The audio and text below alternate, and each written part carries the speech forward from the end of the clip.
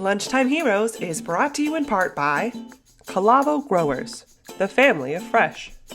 Superior Fresh, salmon as it should be.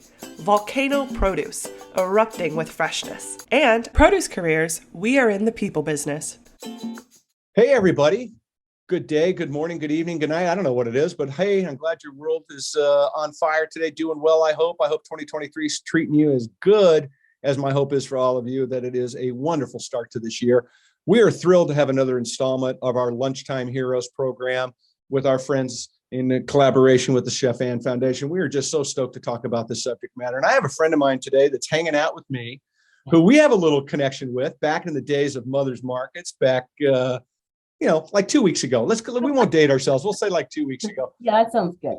Yeah, I'm super excited about this conversation. You all know that. We've had a few of them. We're going to continue having more of them because it's such an important topic. And I've got somebody here that's going to share with you her journey and what they're doing at their school. So please welcome my friend Kat, who is the Director of Food and Nutritional Services at the Tahoe Truckee Unified School District, to Lunchtime Heroes. Welcome, my friend. I'm glad you're here. Oh, I'm honored to be here. I love your show. Thank you.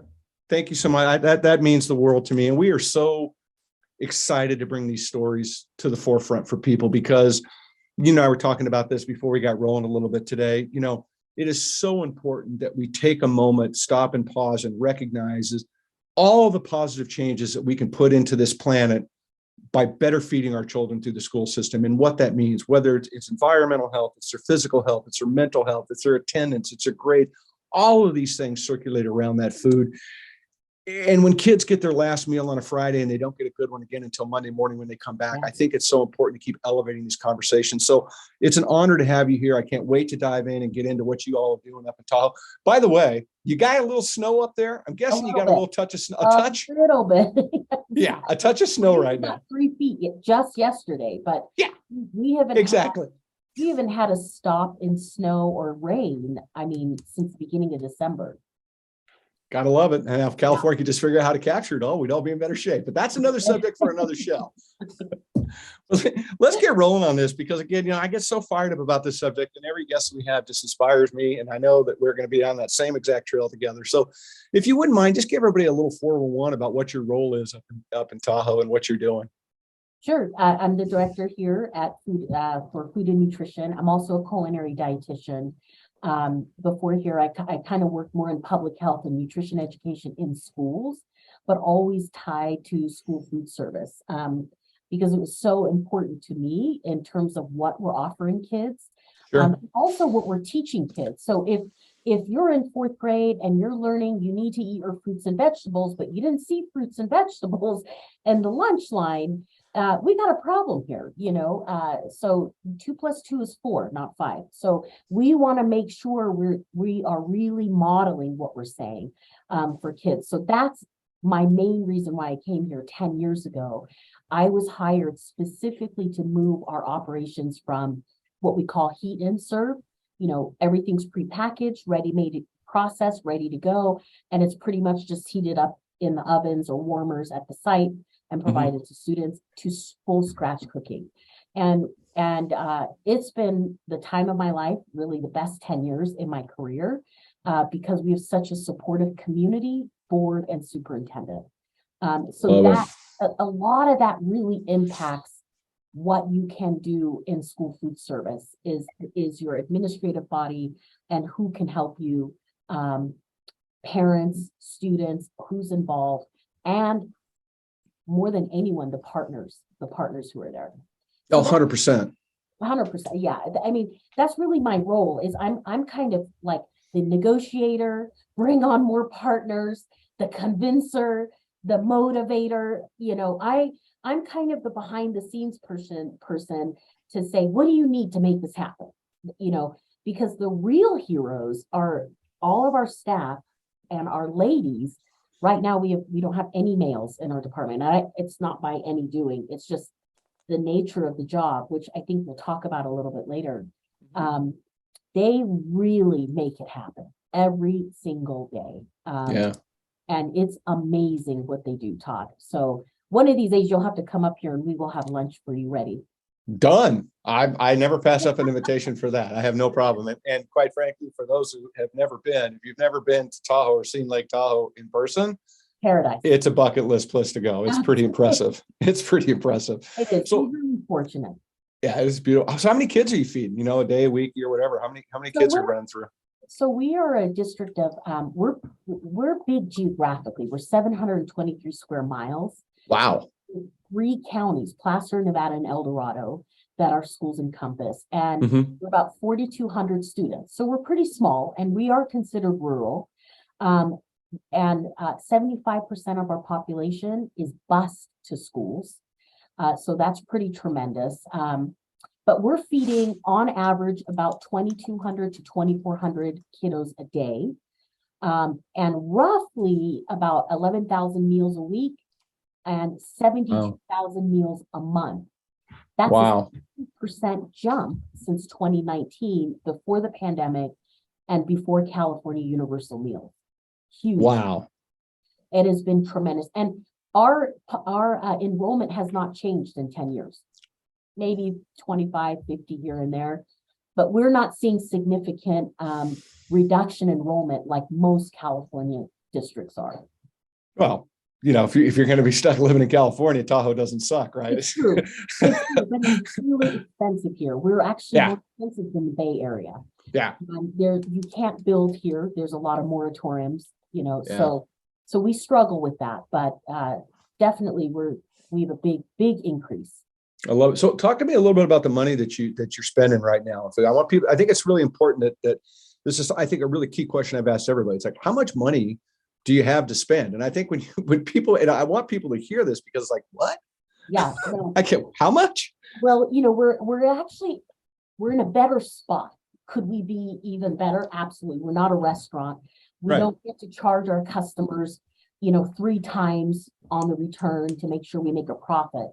Our reimbursement increased thanks to Governor Newsom and the legislator for universal meals, and taxpayers like you guys and ourselves, where we get about $5.25 per lunch, and we get $3.56 per breakfast at school sites that are 60% or more free and reduced. They meet an Right. income threshold. That's pretty significant, where most states who don't have universal meals went back to the federal rate at just above $4 per lunch. And with inflation, we immediately see our revenue chewed up.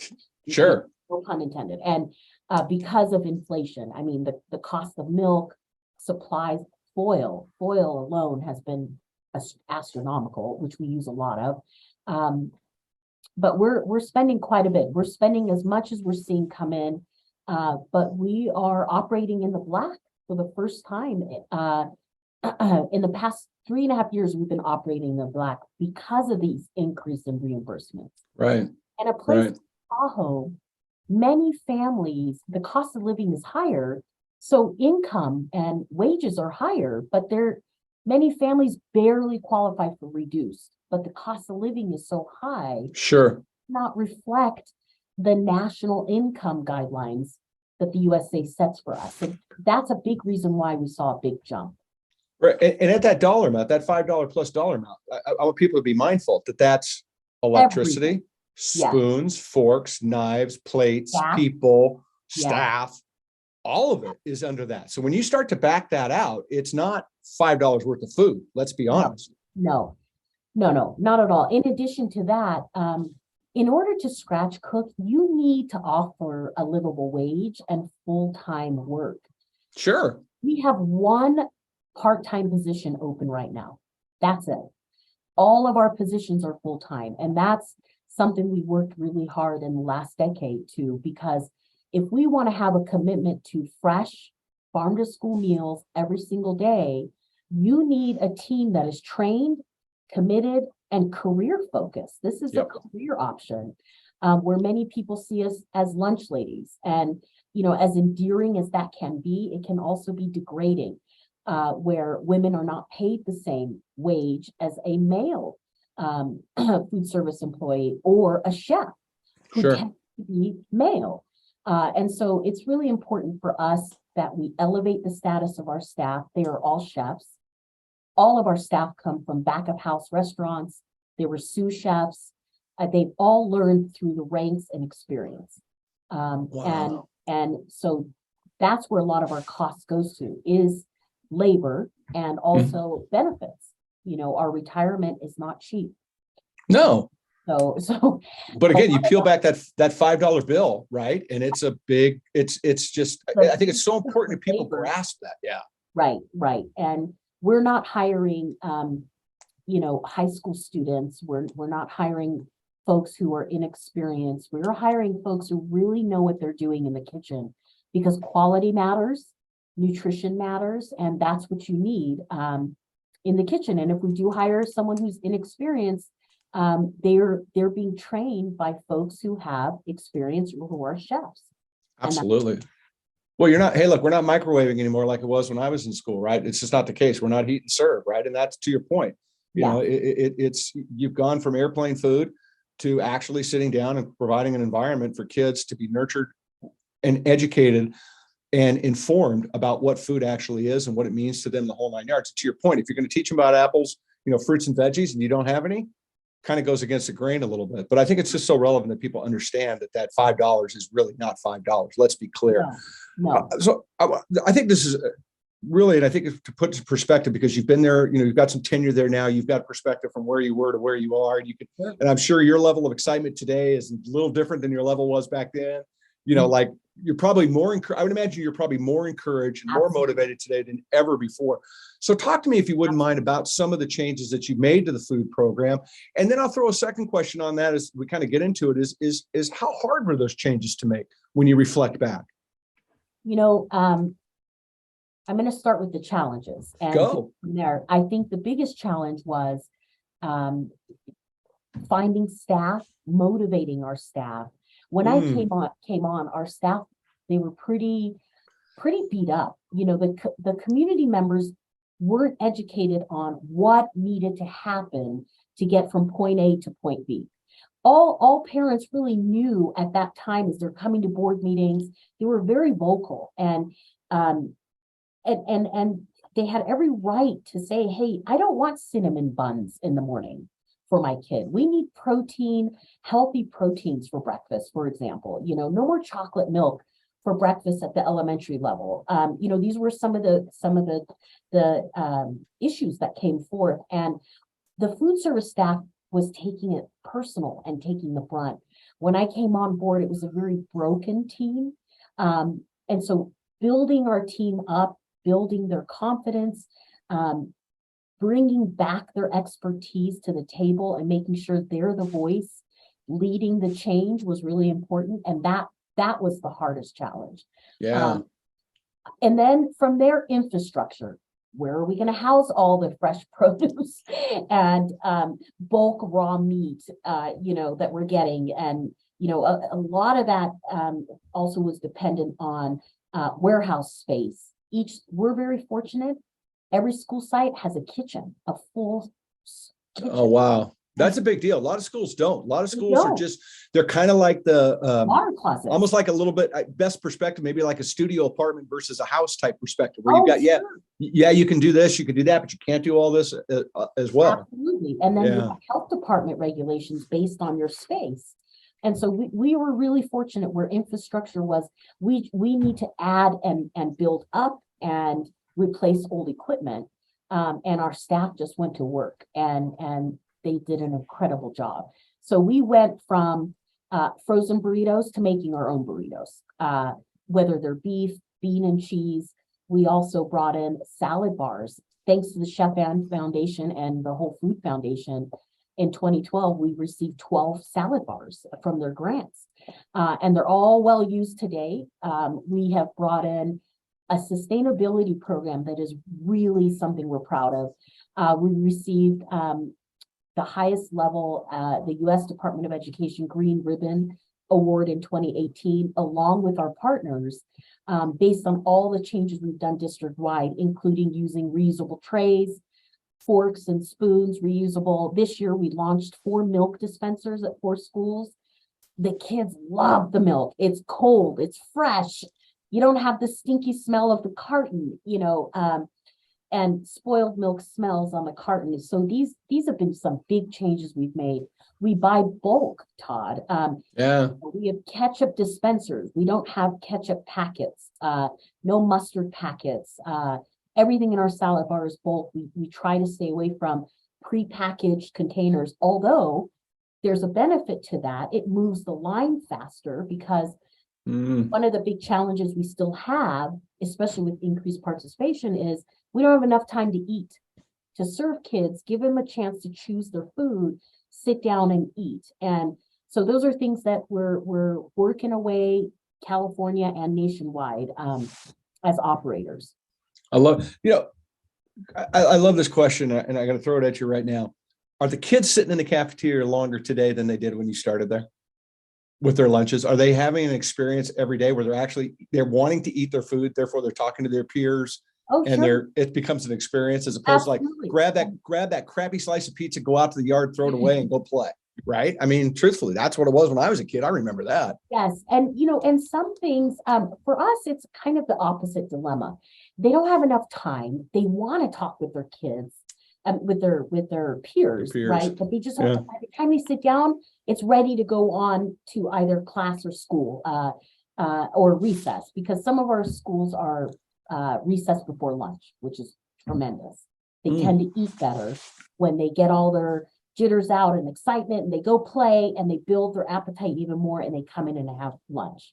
And so that's really beneficial. But what we see is when we don't do enough promotions and education around something new, that's freshly made, sometimes it tanks. So we need to do a little bit more marketing and education around our scratch made meals that might be new for them, like gyros, for example. And we did a lot more education around that. Some of the kiddos were like, I don't know what this is. I don't know how to make a gyro. And we're like, it's like a taco. Your pita bread, put your gyro in there, and the fresh made sauce that we made with Greek yogurt, amazing. And then we saw a lot of kiddos who liked it.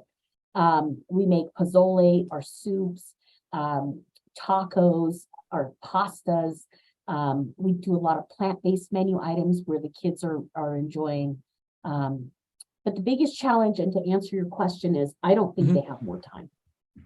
Because now at 60% increased participation, our cafeterias are packed. It's a good thing, but we just need more time to allow them to sit down and eat. That's a fascinating angle to take, and I've not heard anybody say that yet. And I think about my question that I threw at you, and I think about your response right now and think, man, why wouldn't we figure out how to add 10 minutes to lunch? If you're 15, I mean, what are we really talking about? We're talking about 10 minutes. It's going to make a big deal at the end of the day. No, but the experience that they had, the food they're eating, the process, because one of the things that I've heard from everybody that we've talked to this point, and I'm going to imagine goes back to my question, is that kids are more relaxed in the cafeteria because they're enjoying their experience. They're enjoying their food. They're also enjoying their friends, and they're learning, so much is, let's be honest, so much of what we learn at school is in the cafeteria and on the playground. It truthfully is, right? It's where these little kiddos learn how to deal with life and life's challenges and the people that are challenges in their lives, right? Your first mean boss may be somebody that's got the ball, right, that you want. I mean, it's a part of life, right? For sure. So to create that experience, I would have to say, if there was a takeaway that you said so far to me, it's just like, all right, let's find 10 minutes for these kids because it's winning. So when you think about the changes that you've done, and we go back to the original question of, hey, that's $5 and change per meal. Yes. How has this impacted your budget? I mean, it's got to be hard to break even, to make money. Like you said, talk about being in the black and how you're going to do it and everything else. Can you talk a little bit about that and maybe how that's affected? Yeah, before the pandemic and before universal meals, we struggled because we want to maintain the standard that we were working towards. Full-time staff, fresh made meals, scratch cooked meals were cheaper before the pandemic. Now with inflation, everything, grain, meat, everything's so expensive that it's eating away at our revenue. However, we're really happy with universal meals, and I hope that either the feds, USDA, somehow it gets approved through Congress. We go year after year. We go to Washington. We're going to be going again in March as the California School Nutrition Association and many other organizations who've worked really hard, including Chef Han, Yeah. to encourage universal meals, because that increase, it's 89 cents for California per free meal. It is a tremendous impact for us, and it bumped us into the black because more kids are eating because it's free, and also our reimbursement is really helping us with inflation. In the increase in our economy, sure. Yeah, Yeah. definitely. So we're seeing that a tremendous impact. I love that. And this, the state and the feds and stuff. I mean, do they really have a big say in what you can and can't do at this point? I mean, you're in the financial guideline, and I mean, obviously, if you were just serving Snicker bars and Dr. Pepper, it might be a problem. But do they have much, impact on what you say and what you can buy?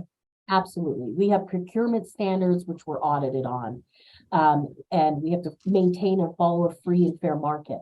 So we need to go to bid. We have to allow all businesses, small, medium, large, to have an opportunity to bid on our products, or actually come in and say, hey, I have a great bread company. I want to compete with the Sara Lees of the world, and I'm a little guy.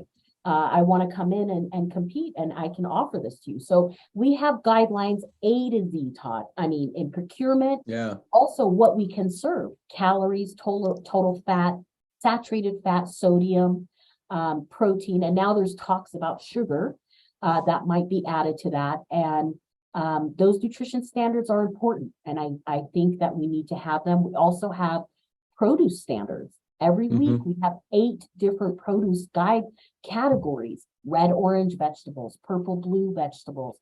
It can't just be French fries every day. And so definitely the feds and the state, in fact, California is one of the strictest or the most nutritionally advanced, I would say, in terms of our impact in school meal programs. Yeah. And additionally, when I started, we also made nutrition standards around ingredients. We don't want high fructose corn syrup. We didn't want any added colors. We didn't want ingredients in products that we didn't make and that we didn't understand or we knew impacted kids or the environment negatively. So we still have those standards as a district, and many do as well. And as you said at the beginning, I am way more excited now than when I started in this business, because there has been such a tremendous focus and support around it, around improving school meals and giving support to operators like us in terms of bringing that to students. It's absolutely amazing. And, when you talk about sugar and salt and proteins and calories and all these other things, fats and the whole 9 yards, based upon what you're doing, you have to be crushing it right now, because you take so much of that process negativity out of the equation, right? Because let's be honest, and I'll say it to whatever, I'll take the hit in the emails. The big 3, sugar, salt, fat, that's something that just reeks into our supply of food, right? Because those are the craving buttons, right? How do we flip that craving switch on you? How do we get you to say, ooh, that tasted good, I need 50 more of those? And you're turning that away from these kids, which is so powerful, because you're turning them on to actual real food flavor. And what does a bell pepper really taste like? Right. What is a true potato? Not a potato chip or a French, but what does a true potato taste? I think that's so powerful. Absolutely, Todd. And you kind of hit the head with sugar, salt, and fat.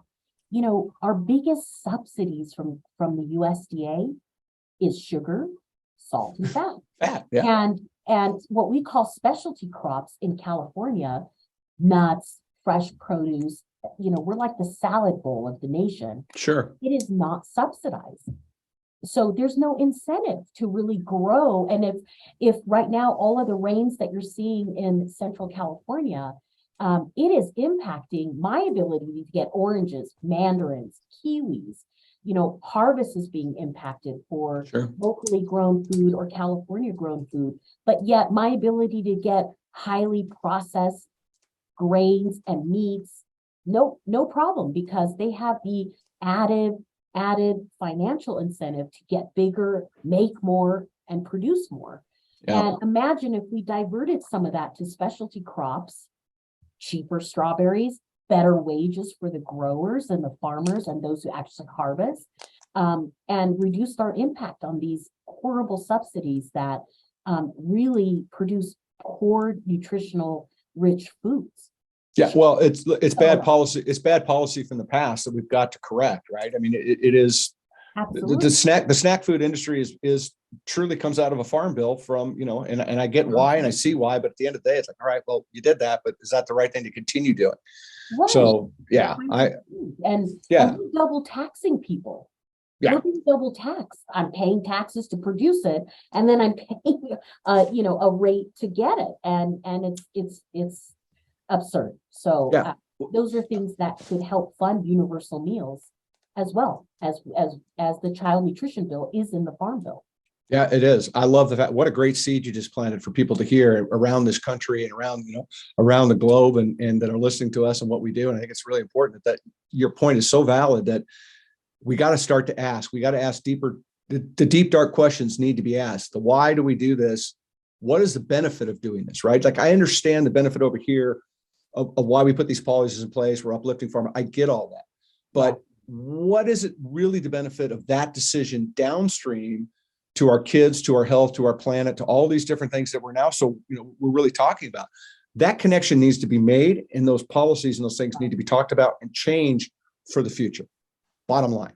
Absolutely. And local growers then will have a steady crop plan, and they will be able to plan and harvest, and it will be cheaper for us up in the mountains. My produce, organic produce, is cheaper than the conventional one that we get. Thanks to our food hub. We have an amazing food hub called Tahoe Food Hub, who has been our partner since I got here. They started around 2012 when I was hired. And together we have grown this month organic blood oranges, mandarins, although those I couldn't order anymore for next week because the rains. A little tough. Right. But we had organic beets earlier. If we ate in season and we gave the smaller growers, local growers, a chance to compete. They don't even have a chance to compete when you look at school food service in terms of our volume and what we need. So policy does drive a lot of what we do. And it's really important that we get more people involved in that conversation. 100%. It's exactly why we're doing this show. It's exactly why I believe this is such an important issue and a mountain that I'm willing to fight and die on, is to continue this conversation around how important it is to schools. You talked about the fact that you've seen a 60% increase in what these kiddos are doing every day.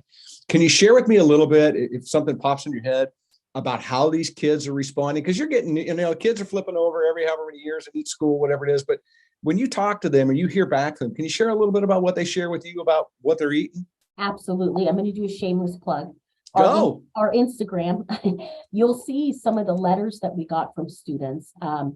Organic tomatoes versus one that's been sitting on a truck, frozen, thawed, put back in the refrigerator and stored for 2 weeks. They share with us that the taste is different and they really enjoy it and love it. And they love having choice. So we are truly inviting them to a restaurant environment, not an institutional type of environment where they don't have a choice. With the salad bars. So they're making these great salads every day. They're making what they want. I'll tell you, croutons, jalapenos are still top of the list and sunflower seeds, but there's still some, I see their plates. They're taking the spinach. We make fresh buttermilk ranch dressing. It's delicious. And they add that, some students do that, or they just want fresh lemon on the side. So our burgers, we use organic regenerative beef from Richard's Ranch down the hill at Grass Valley. Amazing, a world of difference compared to our other beef patties that we've had in the past. And we saw a spike in Burger Day just for that reason, because it actually tastes better. Yeah. And milk, our milk dispensers, I have not gotten as much response as I had in anything else in the past, including our breakfast muffins. We have 12 recipes, and the chocolate beet muffin is the best #1 seller for breakfast. And it's cocoa powder. It's not added sugar. Right. And they love that. But the milk dispensers, I can't believe how much milk we don't waste anymore. Our volume in terms of liquid waste has gone down. and our increase in milk consumption for white Is milk. up. Yeah. Yeah, well, you brought up such a good point earlier. I mean, let's face it, a little spilt milk on a milk carton is funky after a couple of days. Oh my God. Yeah, it's awful. Well, and we go don't ahead. have straws. We don't offer straws because we're sustainable here. Sure. And so, drinking out of the carton was horrible. So yeah, no, I think it's, you said something I think is so powerful. And I want to emphasize this back to everybody that's listening. The kids have a choice, which means they are making food choices in first grade, fourth grade, seventh grade, ninth, whatever it is. And that is so powerful because the choices that you're allowing them to make, right, which allows their brains to grow, right, allows them to be their own person in some significant way, is going to affect the choices they make as adults and the way they spend their food dollars and what they decide to eat. And to your point, to have a muffin with beets and chocolate as a winning combination, I guarantee you there's parents on here going, I never thought even once a kid would consider a beet chocolate muffin, but it works, right? And it works. And by a 60% increase, it's exactly that. And so I frame that all up and come back around what you had to say, because my next question, I think, is one of them, is so powerful. Talk to me a little bit about what you're seeing about any kind of feedback on the physical or mental or behavioral improvements with these kids, because it has to exist. Just in the lunchroom itself, it has to exist. I have to say, credit goes to our principals and teachers. They're very involved with our students, especially at lunchtime. You walk into any of our cafeterias, and it is calm. Teachers are there supporting their students. They come in, and teachers are also encouraging kids to eat our meals, which is very important. I have worked in school district where that's not the case.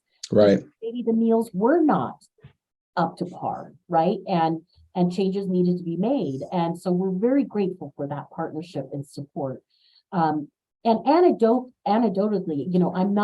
I don't have any research to support this, but observations and feedback that I get from colleagues and from our staff, we see kids slowly coming down off the COVID mental impact, right? That was we saw a lot of that, and we're still seeing that in schools, where we need a lot of mental health and support. But taking the stress off a family of every day, offering a lunch, and I guarantee you it's going to be more than $5 if you're meeting all of our meal pattern requirements, right? Vitamin A, D, iron, and calcium. Take that stress off a family that's struggling, and now meals are free. There's no stigma because everyone can get it and have it like they did before, but there was always kind of a stigma still. And that's really the stress off kids to say, hey, are you going to go get lunch? Why not? It's free. It's for that's been tremendous. And it's one less worry for kids. Hey, I've got this cheese stick, or I've got my tamale that, I couldn't eat at lunch, but I'm going to have it at my next class because I have time to eat there. It'll be great, and guess what? I have more energy to maintain and go throughout the day.